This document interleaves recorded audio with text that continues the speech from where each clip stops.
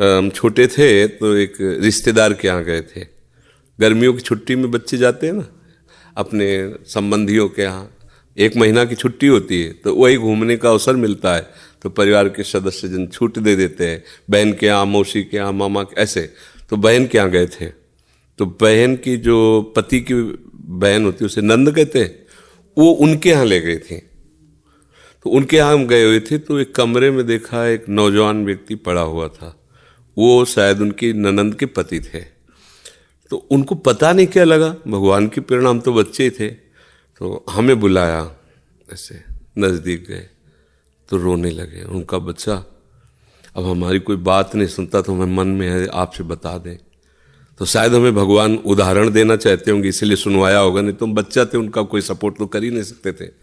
उनका बच्चा है, जो बिल्डिंग देख रहे हो ना, ये मेरी बनवाई हुई है, वो मेरी पत्नी है, और वो टाकीज के सामने मेरी चाय समोसा पान इसकी दुकान थी, और मैं सुबह से शाम तक मेहनत करता। तो यही पत्नी हमारे मोजे जूते उतार करके और हमें प्यार करती थी।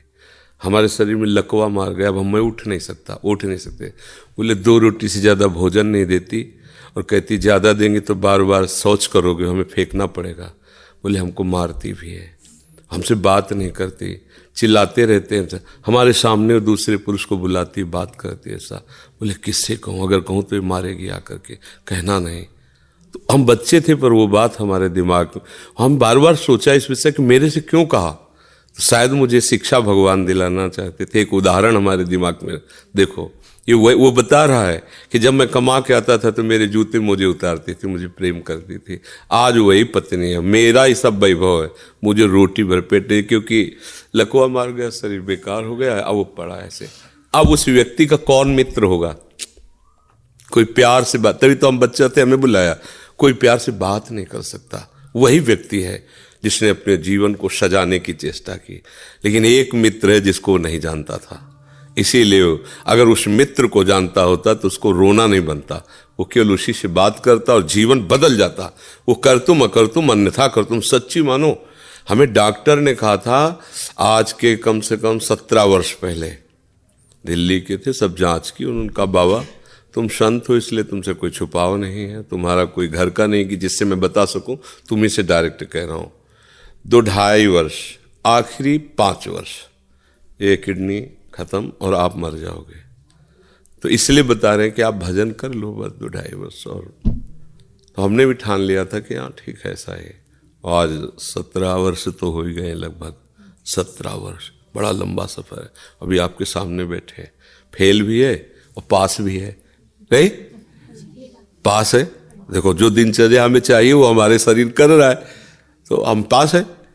और फेल इसलिए कि संसार की दृष्टि से वो किडनी फेल है। अगर भगवान का भरोसा ना होता तो सोचो आज हम कितने परेशान होते, शरीर को लेकर, पैसे को लेकर, कितना खर्चा, कैसी दवाइयाँ, कहाँ से डॉक्टर कहाँ लाते, क्या कुछ नहीं करना होता। वो अपने आप डॉक्टर रो करके कहते कि मेरी सेवा मत छीनना।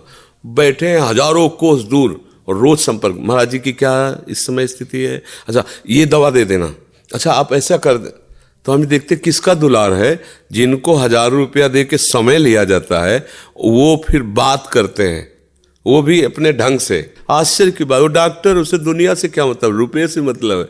लेकिन श्री जी, ये है प्रभु का प्रताप, हर व्यवस्था कैसी तुम्हें बताया। जब हम उनकी तरफ देखते हैं तो हजारों हाथों से दुलार करते नजर आ रहे हैं, हजारों हाथों से प्यार करते नजर आ रहे हैं। ये कैसे चलता है?